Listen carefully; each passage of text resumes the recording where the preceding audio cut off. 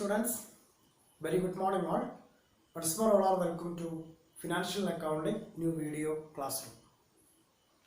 Last class single entry system missing figure fifth point ascertainment of opening stock ennulla formulas aanu nammal padichu vechittulladu. Namukku oru problem work out cheyidu nokkam. How to calculate the opening stock. From the following information find out opening stock. From the following information find out opening stock. Sales rupees 2 lakh, gross profit 25% on cost of sales, purchases 1,50,000, then closing stock.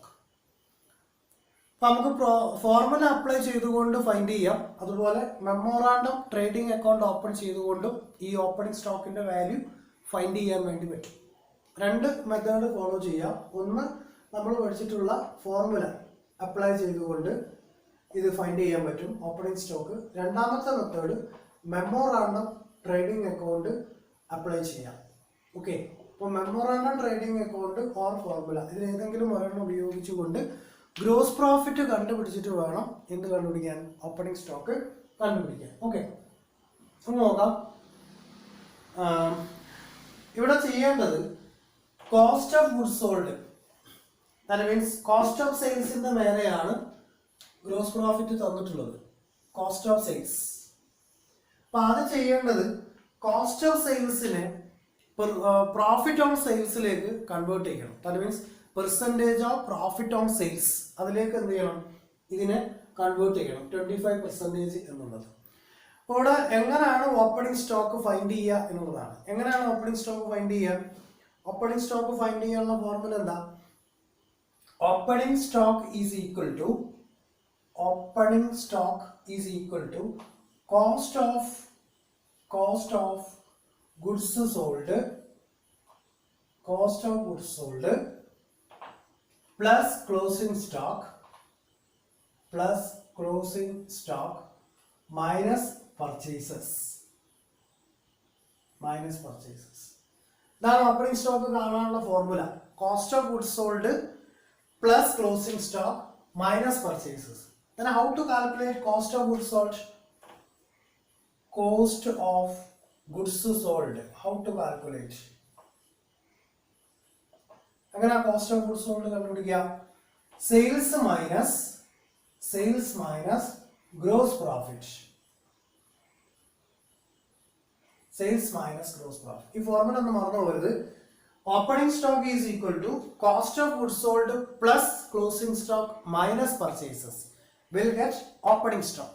Then how to calculate cost of goods sold? Cost of goods sold is equal to sales minus gross profit. അപ്പോൾ ഇവിടെ cost of goods sold നമുക്ക് ഇതൊന്ന് കണ്ടുപിടിക്കണം. Closing stock amount ഇവിടെ തന്നിട്ടുണ്ട്, purchases എമൗണ്ടും തന്നിട്ടുണ്ട് ക്വസ്റ്റിനകത്ത്. Okay, പക്ഷെ ഇവിടെ പിന്നെ തന്നിട്ടുള്ളത് gross profit 25% on cost of sales എന്നാണ് പറഞ്ഞത്. അപ്പോൾ ഇവിടെ കോസ്റ്റ് ഓഫ് ഗുഡ്സ് സോൾഡ് എത്രയാണ് എന്നുള്ളത് ഫൈൻഡ് ചെയ്യണം. അത് ഫൈൻഡ് ചെയ്യണമെങ്കിൽ സെയിൽസ് മൈനസ് ഗ്രോസ് പ്രോഫിറ്റ്. ഇവിടെ സെയിൽസ് തന്നിട്ടുണ്ട്, ഇവിടെ ഗ്രോസ് പ്രോഫിറ്റ് മിസ്സിംഗ് ഫിഗർ ആണ്. അപ്പോൾ എന്ത് ചെയ്യണം, ഗ്രോസ് പ്രോഫിറ്റ് ഫൈൻഡ് ചെയ്യണം. ഇവിടെ ഗ്രോസ് പ്രോഫിറ്റ് ഫൈൻഡ് ചെയ്യാനുള്ള ഫോർമുല എന്താ? ദാറ്റ് മീൻസ് ഈ പറയുന്ന കോസ്റ്റ് ഓഫ് സെയിൽസിനെ പെർസെൻറ്റേജ് ഓൺ പ്രോഫിറ്റ് ഓൺ സെയിൽസിലേക്ക് കൺവേർട്ട് ചെയ്യണം. അത് കൺവേർട്ട് ചെയ്യാനുള്ള ഫോർമുല എന്താ? Percentage of gross profit on cost of sales into 100 divided by 100 plus percentage of cost of sales. Okay, so our formula will apply here. That means converted into percentage of profit on sales. Percentage of profit of sales. ഇതിലേക്ക് convert ചെയ്യണം. അത് convert ചെയ്യുമ്പോഴുള്ള formula percentage of gross profit on cost of sales into 100 all divided by 100 plus percentage of gross profit on cost of sales. Okay, നമുക്ക് തന്നിട്ടുണ്ട് എത്ര percentage of gross profit on cost of sales 25. Okay, 25 into 100 divided by 100 plus gross profit on cost of sales, 25. Okay, so 2500 divided by 125. 250 125 2 time then 0. Okay, 20 percentage. അപ്പോൾ 20% എന്നാണ് കിട്ടിയത്. എന്തിൻ്റെ gross profit 20% ആണ് on profit on percentage of sales. അങ്ങനെ ആണെങ്കിൽ gross profit is equal to 20% on sales. അങ്ങനെയാണ് നമ്മൾ find ചെയ്തത്. 20% on sales. Sales how much? 2 lakh. Okay, 2 lakh into 20/100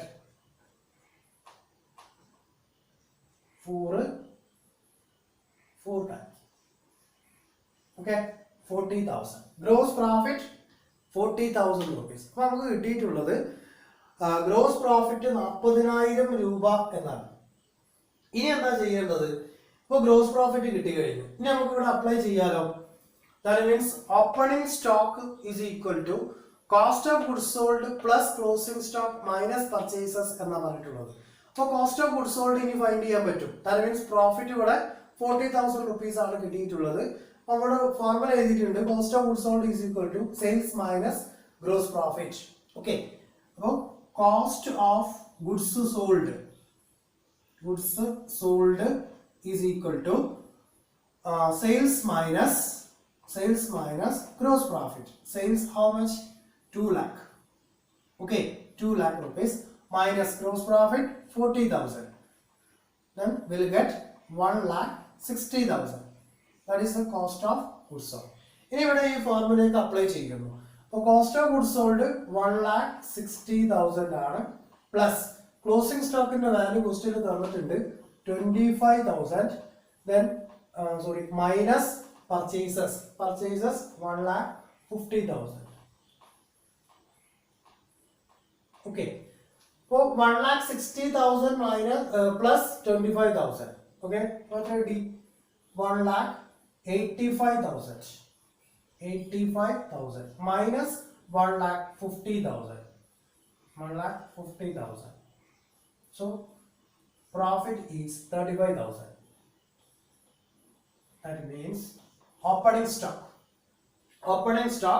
35,000. ഇനി കിട്ടിയിട്ടുള്ളത് റൈറ്റ് ആണോ എന്നറിയാൻ വേണ്ടി മെമ്മോറാണ്ടം ട്രേഡിംഗ് അക്കൗണ്ട് അപ്ലൈ ചെയ്താൽ ഈ ഓപ്പണിംഗ് സ്റ്റോക്ക് വാല്യൂ 35,000 കിട്ടണം. ഓക്കെ, അപ്പോൾ നമുക്കൊന്ന് പ്രൂവ് ചെയ്ത് നോക്കാം. മെമ്മോറാണ്ടം ട്രേഡിംഗ് അക്കൗണ്ട് അപ്ലൈ ചെയ്താൽ ഓപ്പണിംഗ് സ്റ്റോക്ക് 35,000 കിട്ടുന്നുണ്ടോ എന്നുള്ളത്. Okay, memorandum trading account open ചെയ്ത് നോക്കുക. ഓപ്പണിംഗ് സ്റ്റോക്ക് 35,000 കിട്ടുന്നുണ്ടോ. അപ്പൊ നമ്മൾ ഇങ്ങനെ ചെയ്തപ്പോൾ നമുക്ക് കിട്ടിയിട്ടുള്ളത് opening stock is equal to 35,000. ഇനി മെമ്മോറാണ്ടം ട്രേഡിംഗ് അക്കൗണ്ട് അപ്ലൈ ചെയ്ത് നോക്കാം. മെമ്മോറാണ്ടം ട്രേഡിംഗ് അക്കൗണ്ട് ഓപ്പൺ ചെയ്യുന്നു.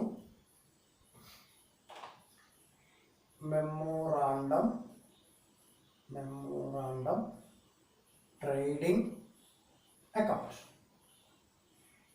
Okay, then to opening stock the missing figure ആണ്. Then by sales how much? 2 lakh. നമുക്ക് തന്നിട്ടുള്ളതാണ്. closing stock rupees 25,000.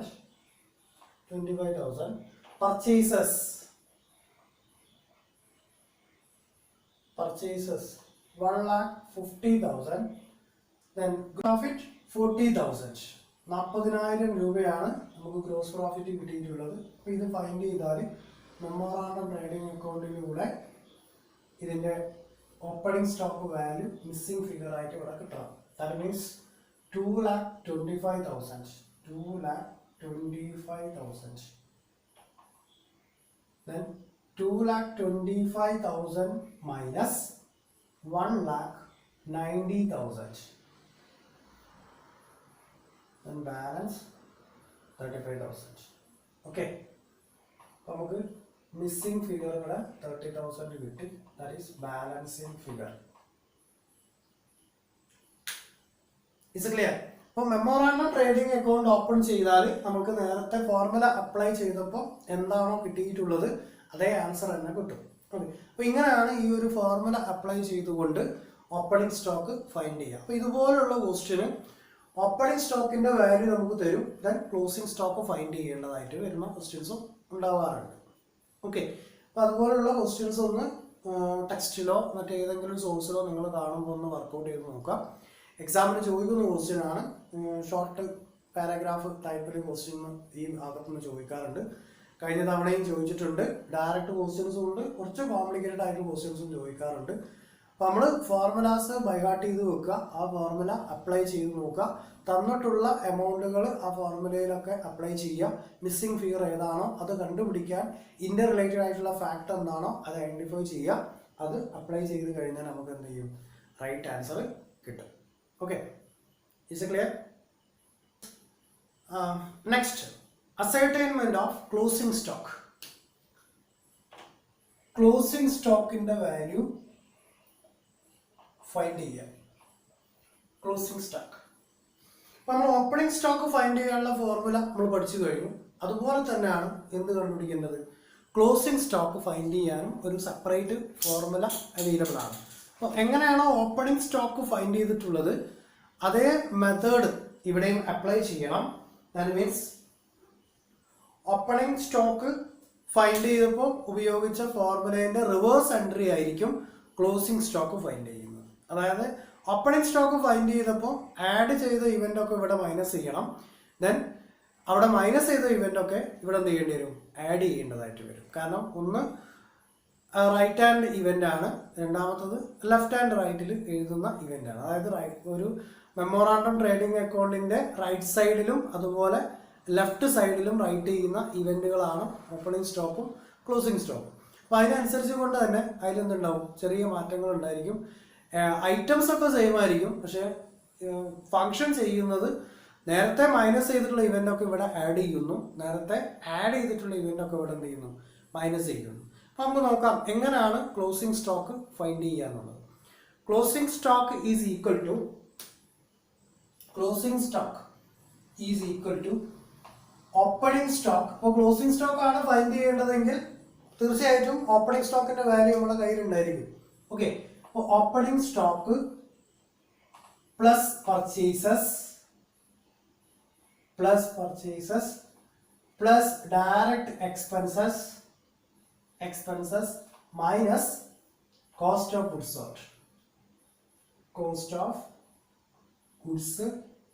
സോൾഡ്. ഇവിടെയും cost of goods sold is equal to sales minus gross profit. There is no change. Opening stock in the case cost of goods sold is equal to sales minus gross profit ആണ്. Then ഇവിടെ closing stock find ചെയ്യാൻ പറഞ്ഞാലും cost of goods sold is equal to sales minus gross profit. ഇതൊക്കെ question തന്നിട്ടുണ്ടായിരിക്കും. Opening സ്റ്റോക്കിന്റെ value ഉണ്ടാവും, പർച്ചേസിന്റെ value ഉണ്ടാവും, ഡയറക്റ്റ് എക്സ്പെൻസും തന്നിട്ടുണ്ടാവും, കോസ്റ്റ് ഓഫ് ഗുഡ്സ് സോൾഡ് തന്നിട്ടുണ്ടാവില്ല. അപ്പോൾ കോസ്റ്റ് ഓഫ് ഗുഡ്സ് സോൾഡ് നമ്മൾ കണ്ടുപിടിക്കണം. അതിന് സെയിൽസ് അവൈലബിൾ ആയിരിക്കും. ഗ്രോസ് പ്രോഫിറ്റ് കണ്ടുപിടിച്ചിട്ട് സെയിൽസിൽ നിന്ന് മൈനസ് ചെയ്യുന്നു, will get cost of goods sold. അപ്പോൾ ഈ കോസ്റ്റ് ഓഫ് ഗുഡ്സ് സോൾഡ് ഇവന്റ് മാത്രമേ ഈ ക്ലോസിംഗ് സ്റ്റോക്ക് ഫൈൻഡ് ചെയ്യുമ്പോൾ ഡിഡക്ട് ചെയ്യാനുണ്ടാവുള്ളൂ. ഓക്കെ, അപ്പോൾ നമുക്ക് ഒരു പ്രോബ്ലം വർക്കൗട്ട് ചെയ്ത് നോക്കാം. ക്വസ്റ്റ്യൻ എങ്ങനെയാണ്? Sales is equal to 5 lakh. Sales rupees 5 lakh. 5 ലക്ഷം രൂപയാണ് sales. Then gross profit ratio 10% on sales.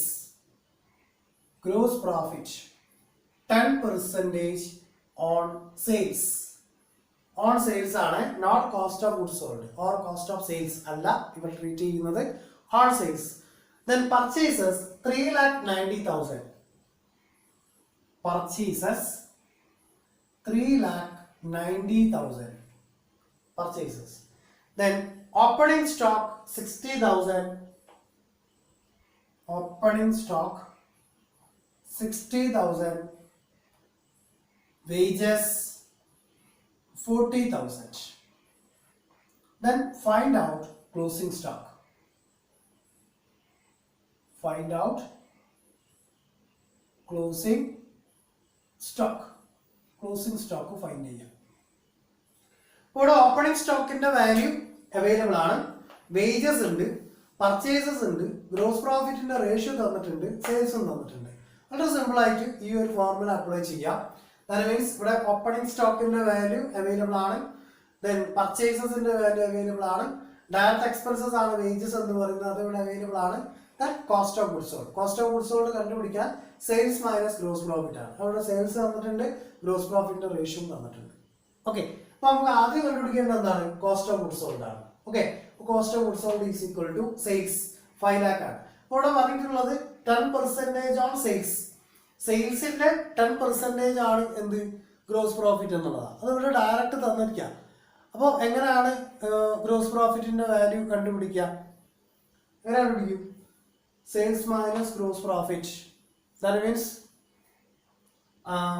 സെയിൽസിന്റെ value 5 lakh.